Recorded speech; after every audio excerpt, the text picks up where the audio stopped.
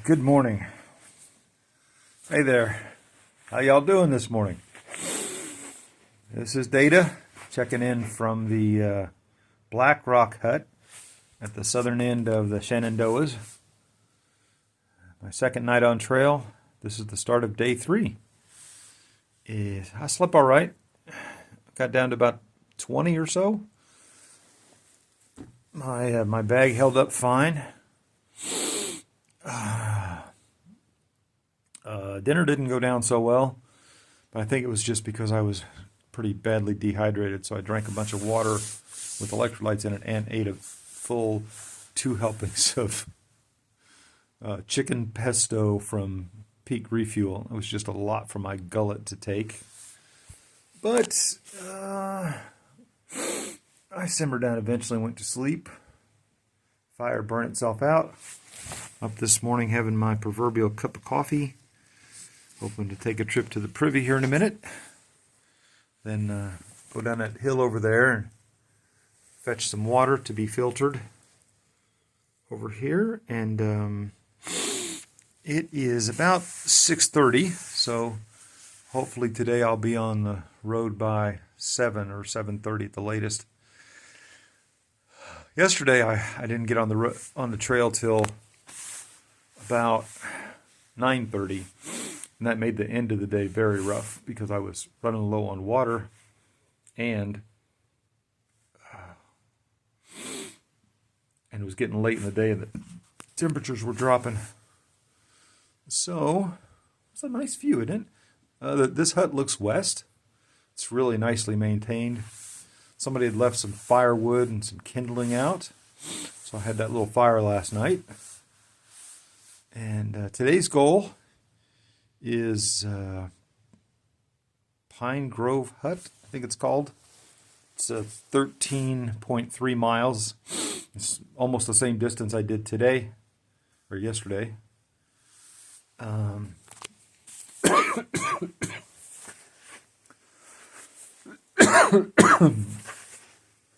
the weather's supposed to be about the same, so highs in the middle of the day should be pretty nice, up in the lower to mid 40s, maybe a little above that.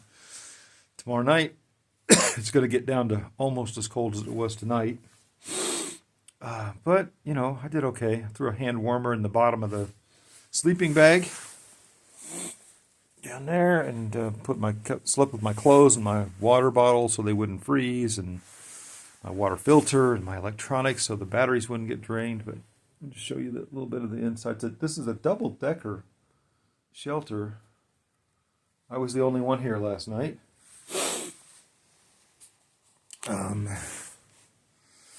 It's pretty big. It's really nice that it's stone and it has stone walls. It seemed to keep me out of the wind. It seemed to keep me out of the wind even with the small stone walls. So, all in all, I think I'm ready for another day of hiking on the Appalachian Trail. Or I guess it's still the Appalachian Trail, since I'm still south of the Mason-Dixon line. So, my apologies to all my southern friends and followers. I hope your mornings are getting off to a nice start also. And I'll check in a little bit later once I'm on trail for a while.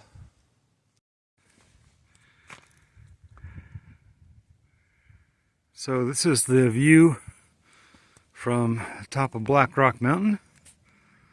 My first view of the morning. Looking out to the west. And then over here, more to the north. There. I have a little bit more up to go. This is actually black rock up there, but I'm not going to climb clear up there just for the photo opportunity. It is an interesting big old pile of rocks.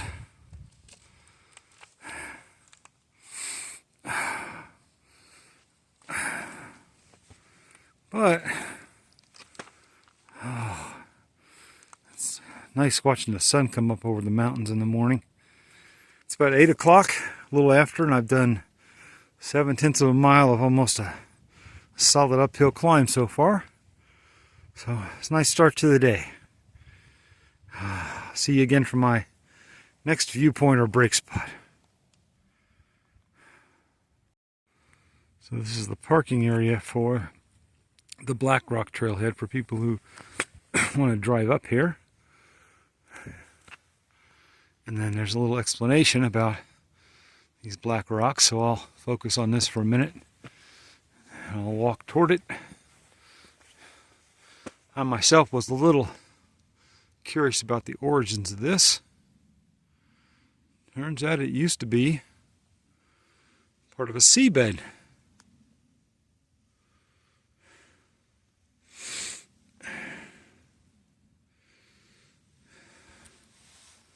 There's some hikes you can do if you drove up here and just parked, and the rules.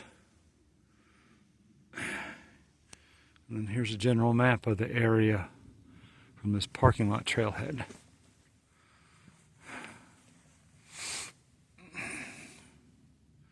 So I'd say even if you don't want to hike the AT, this would be a nice spot to come for an afternoon hike. It's only about a half a mile up to those rocks. It's up, but coming this direction, southbound, it's actually a pretty cruisy path. So anyway, there's the parking lot for Blackrock Mountains Car Park Trailhead.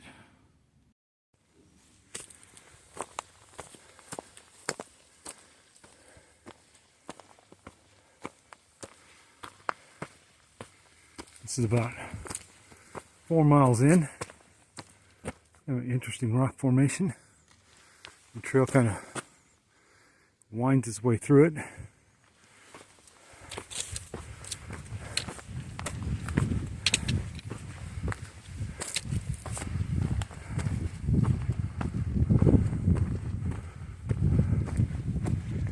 I'm going uphill now, but it's not too steep, and I'm actually climbing right next to Skyline Drive. You can see right there.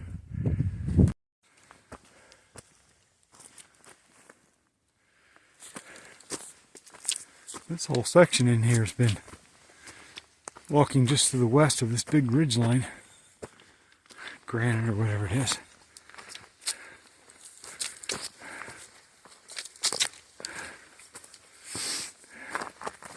If I was one of those GoPro fellas, I'd just tape the whole thing.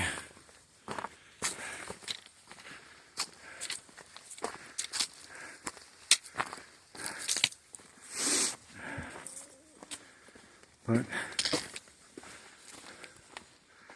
it's pretty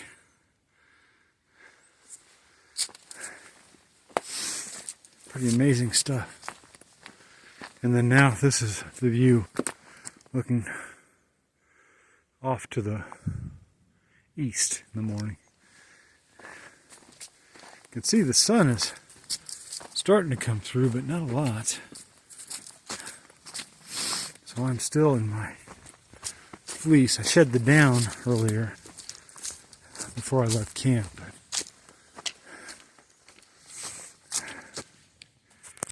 I keep having to zip and unzip the fleece. Temperature regulation is a little bit of an issue today. I think I'm dressed about right for it. We'll see what the verdict on that is later on today. Well, I'm about 3 miles in today, and that car right there held the first 5 human beings I've seen in 2.5 days. A nice family from somewhere near here with 3 little ones in tow, probably 3 or 4 to about 8 or 9, going for a hike down to Doyle's Falls, which trailhead's right about there. And I stopped just past it.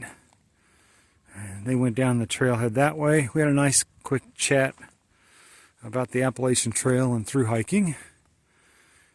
But I'm 5.6 in a little over 3 hours. So now I'm going to take a little pack off, shoes off, 15 or 20 minute break before I get back into the next segment.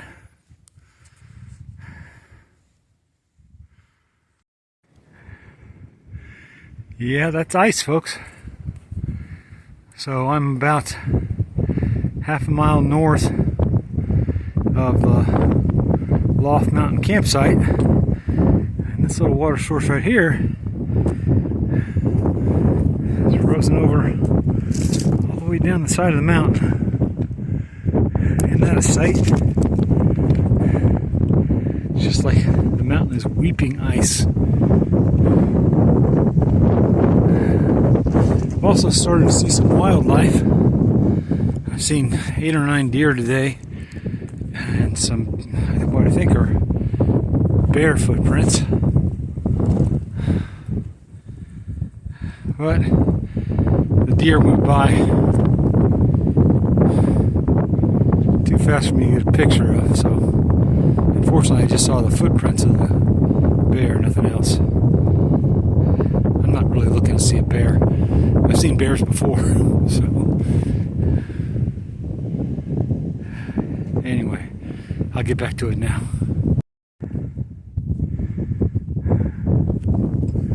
Well, now I'm about 9 miles in today, and it is almost 1 o'clock, and this is the view that I have to the west. The spot doesn't have a name that I can find on far out, but I just call it Cliffs.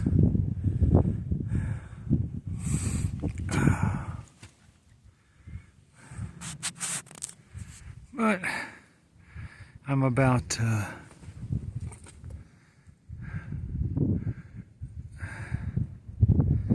half a mile or so from a creek where I will stop and take a shoes off and pack off brake and filter a little bit of water before I make my push for the last 4 miles or so of the day.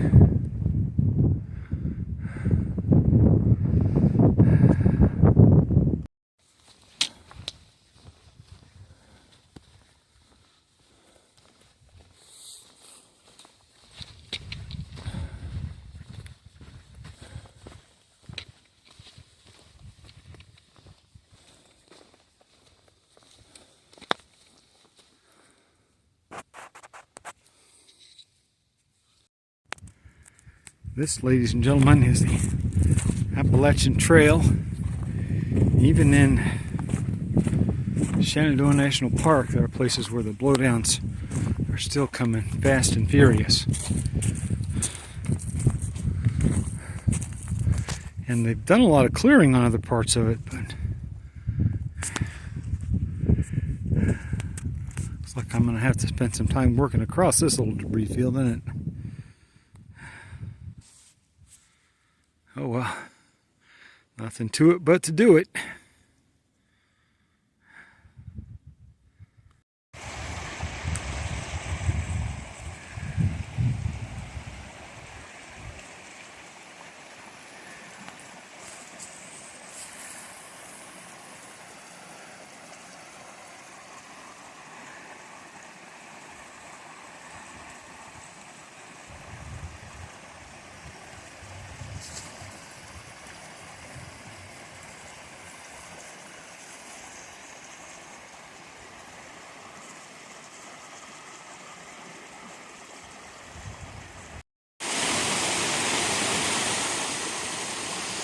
So now the lovely stream has gotten wider, and right here becomes a river crossing for me.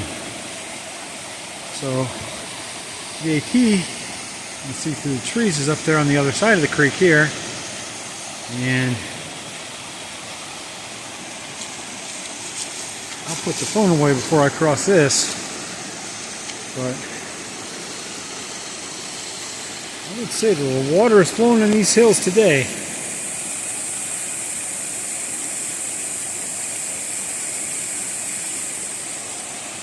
Now I just got to figure out how to get across here without getting socked and wet. It's going to be interesting. Okay, that was a success. It turned out not to be too difficult, just because there are a lot of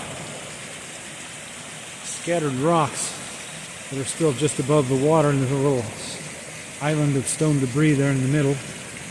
And then there are a couple of big rocks on this side, and kind of shimmied across that log a little bit, and I was done. So, just learn all kinds of things about what I can do in Mother Nature when pressed to do it. I get to hike up there. So I made it to Pinefield Hut about 4:30. This is the stream. Actually, it's two streams that come together here. It is the water source for this. Runs right by the shelter. So, isn't that pretty? I'll get to sleep tonight. The sounds of the babbling brook in the background. So then up the hill here, just toward the setting sun, is the privy and the bear pole. And then behind the shelter there's actually a bear box also. So this is the hut, as they call them in the Shenandoahs. And partly because they have the nice brick sides on them, stone sides. So you can be more protected from the wind. This is called Pinefield Hut. Oh, here we go. The markers in the Shenandoah, while they still do blazes, they also have big concrete markers like this. And then along the trail, along the metal band, they'll have different directions and distances to your next couple of locations. It's very nice, very handy. So I'm setting up camp for the night. I thought I'd walk y'all through that. I came in first. I sent a Garmin message to family, letting them know that I was safe and that I had arrived here okay. Then I walked down to the creek. Actually, I took my pack off, just to be completely full of details here. Took my pack off, pulled out my 3 1-liter CNOC bottles and my 3-liter CNOC water collection bladder, and I'm gravity feeding one of the bottles here, and I'll eventually squeeze the rest of it to speed this up, but by gravity hanging it I can go off and do some other chores. So most shelters have some kind of a nail or something like this one does right up here, where you can hang things like this on to gravity feed. So the bear box I was talking about before is back here. Those are new, I think, in Shenandoah. At least Far Out doesn't list them anywhere. Far Out says there are 2 bear poles here. I actually only see 1 bear pole, but I see a bear box, which is a nice enhancement. So I had finally taken off my fleece. As soon as we got here, I put the fleece back on, collected water. I'm filtering my 3 liters of water now. That might seem like a lot of water, because water is heavy, but I won't be carrying this tomorrow. This is because I'll use about 1 liter this evening between making dinner and hydrating myself after the day's hike. And then I'll use about the same amount tomorrow morning for making breakfast and making coffee and morning chores. So 2 of these 3 liters will be gone before I hit the trail, in which case I'll filter 1 more liter tomorrow, because I've already checked the map and there are mapping supplies there are water supplies, sorry about that, along the way. Today I carried 3 liters because water was a little bit scarce on the trail in the first 10 miles of my day. I try to consume about 1 liter every 5 miles. So tomorrow's a 12-mile day.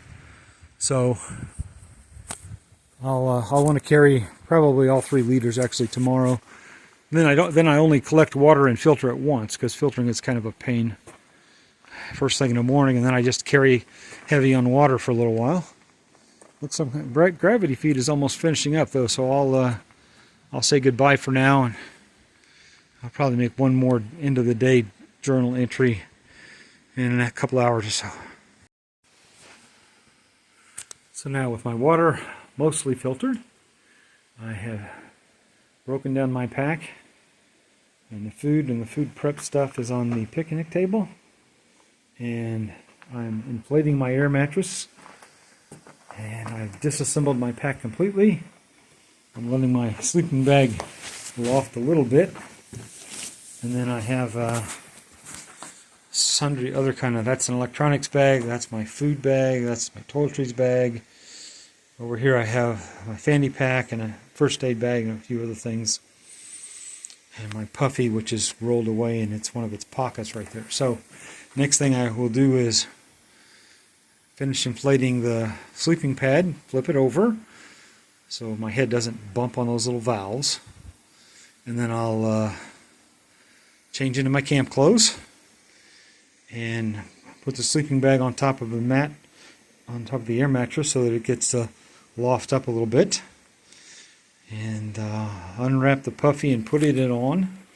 Then I'll be ready to make dinner.